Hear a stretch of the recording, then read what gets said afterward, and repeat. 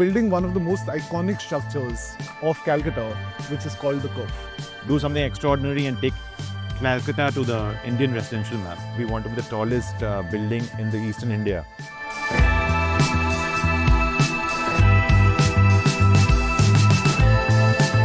Buildings are the face of the city.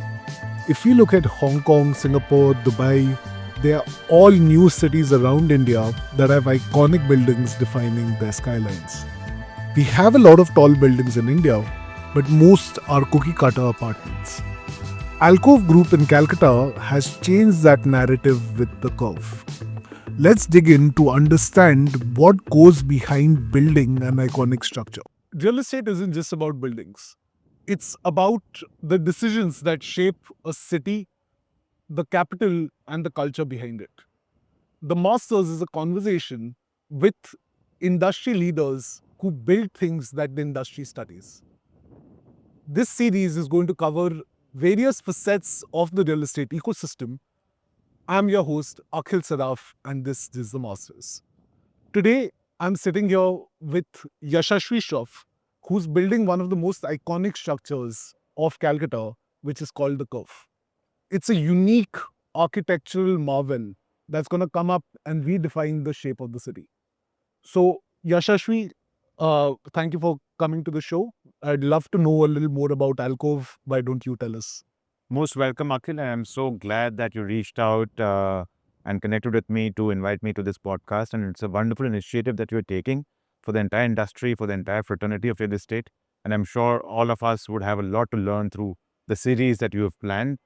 To begin with, regarding Alcove, I'm the third generation into this family business, which was founded by my granddad in 1981, almost 45 years ago. Right. And, since then, we've done more than 35 projects based in Calcutta across 1.5 crore square feet with 10,000 plus satisfied families in our kitty.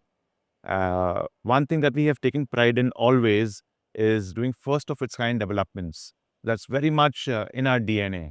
So yes, Alcove has been a journey for the last 45 years, and now my granddad is still the chairman and a chief mentor. In terms of operations, he's taken a little back foot, but my dad, joined by my mother, me and my wife, are leading Alcove Realty into where it is today, and hopefully many more projects are to come, which will redefine Calcutta and how real estate functions as a whole. You know, it's interesting that you say that it redefines Calcutta. We're sitting at New Kolkata, which is an iconic project in the outskirts of the city, right?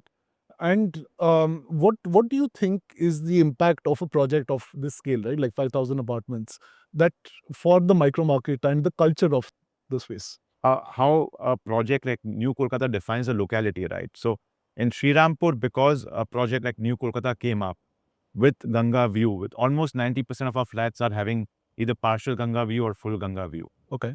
Since then, there have been so many other developers and lands which have got unlocked in Calcutta just because of the Ganga view or the location.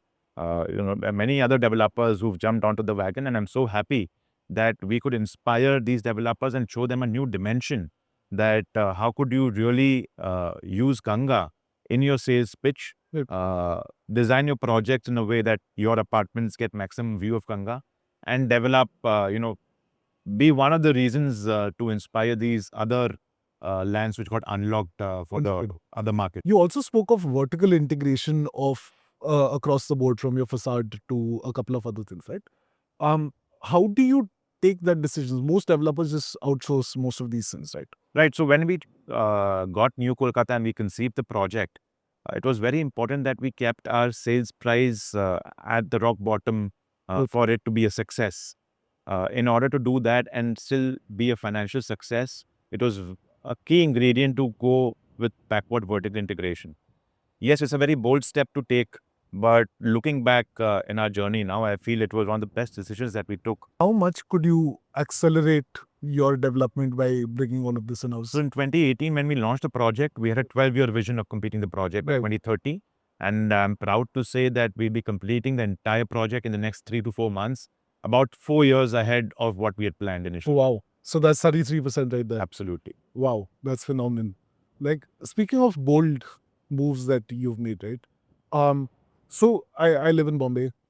We have most of the tallest buildings of India there, except for the 42. Right? What was that? So in Calcutta, you'll be surprised to know, and most of the people wouldn't know that today Calcutta has about 7 to 8% of the high rises of the entire country, after cities like Bombay and Hyderabad leading the charts. When the 42 project was conceived in around 2012, again the wish was always that we want to be the tallest building in the eastern India, and having 8,000 square feet apartments. The market laughed at us that, such large apartments, such a high rise is almost impossible to make. But today, almost 13 or 14 years after the initial conception of the project, it's a major success, and, glad to say that the city has received it very well. And it raised the benchmarks when it came to luxury living for the entire city. Oh, nice. It has a timeless view, right? Like of the Victoria, Right. which sort of brought us to the curve. At what point did you think that the curve needed to be what it is, which is iconic more than successful? So glad that you asked that. So in real estate, no matter where you are, right, I believe 80% of the value is dictated by the location of the project and the view that it commands. So the curve being at Chaurangi Road with that timeless view in front of it, with that entire land belonging to the army or the government, with the Victoria Memorial, Racecourse, Ganga, Vidyasagar Setu, Medan, no matter what building we would make there, it would sell out at a premium. It would sell out with a very, very high velocity. So when the land came in, I mean, we got a clearance of 200 meters from the airport authority, and it was going to be a high rise overlooking that view with a complete glass facade. So that was going to be it for sure. But then, we sat internally, with our own design team, with our minds to it, and said that how do we make this building stand out, not just for Calcutta, because it would stand out in Calcutta for sure, no matter what we did, but for the entire India. We knew that with the design that we are going to make, it is going to come with its own challenges with engineering and construction. Right. But glad to say that we've been in the engineering design phase for the last 3 years, and now it's in the public domain, the design of the curve and how the form has come up too. So the reason again behind that was simple: that do something extraordinary and take Calcutta to the Indian residential map of real estate. Talk us through some of the engineering challenges, right? Our audience is largely real estate professionals across the country. Um, what do you think are some of the engineering challenges that goes into building something iconic? Right. So when we conceive the curve, it's got a curvilinear shape and form of the building, right? Yeah. Each and every slab is unique. What we say in our marketing and sales pitch is that, every home is unique. Over here, nothing is typical. Right. Usually in real estate, you have a box structure, rectangular structure, Right. with each floor being typical. Here, we have got our structural consultants, our architects, and a whole lot of consultants in the project, right? Each of these consultants tell me today, and when we are talking to contractors, they say that it's most complicated building to design and build in India. Usually, how consultants would design your building is they would plan one typical floor Right. and then just copy paste it on AutoCAD across Right. floors. Yeah, yeah. But here, each floor becomes a project because each slab Interesting. is different. Interesting. Furthermore, when we designed the structure, one more thing which was very clear in our minds was that we wanted to be completely column free. So Okay. it doesn't have a single column within the structure. In the entire layout? In the entire layout. Oh, All the columns are on the periphery.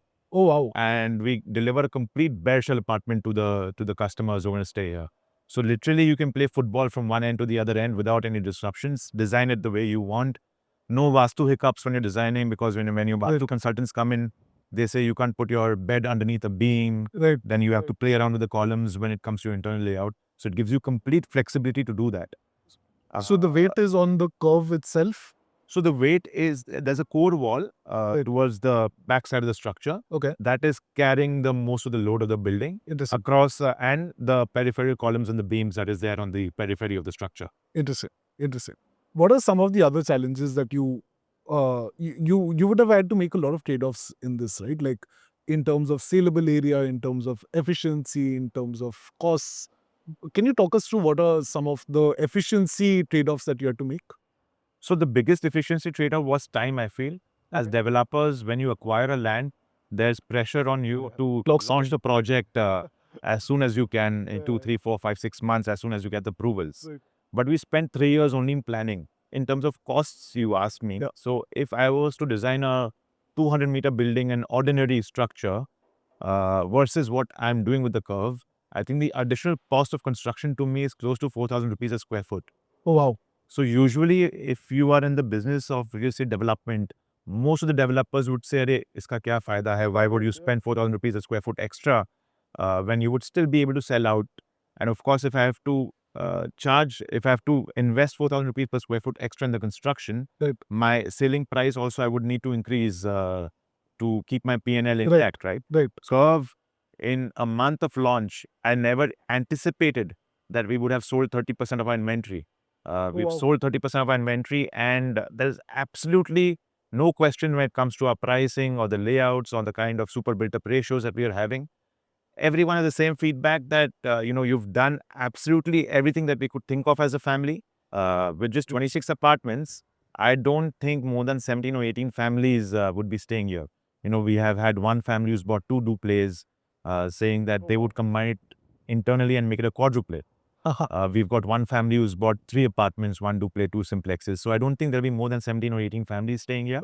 What are some of the learnings that you've brought from, say, a new Kolkata or 42, right? Like you spoke of managing stakeholders in the consortium.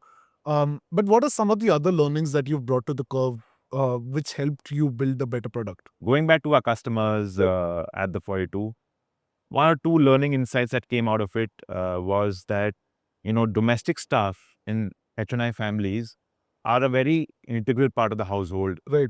Yeah. And the mothers of the family are absolutely not happy if the domestic staff is missing for more than 20 or 30 minutes. Now, we've got two service lifts in 42, Okay. whose speed is slightly lesser than the main passenger lifts, Right. because of which it sometimes becomes a bottleneck, because people would go to office at the same time, kids would go to school at the same time, come back at the Yes. same time, and their domestic staff would be carrying their tiffin boxes, their office bags, and all of that. Right. But you have had instances where where the staff is waiting for almost 20 minutes for the lifts to come up.